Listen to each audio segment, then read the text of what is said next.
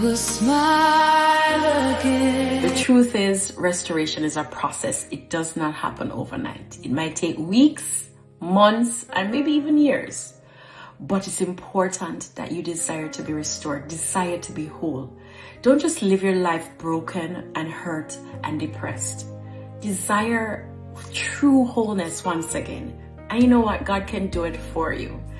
I know recently I mentioned something that was very important in the process and the journey of restoration, and that is forgiveness. And you know, forgiveness is not easy. Forgiveness is not easy, you know. So we need God's grace to forgive.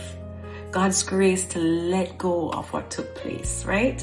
And good thing is that God's grace is available. You can get it. You know, you can go to God, you seek, and you say, God, please give me the grace to forgive.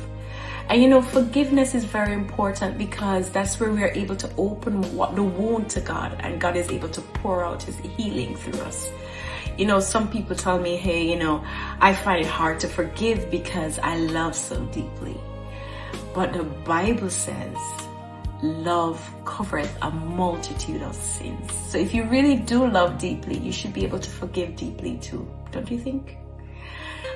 It's easier said than done.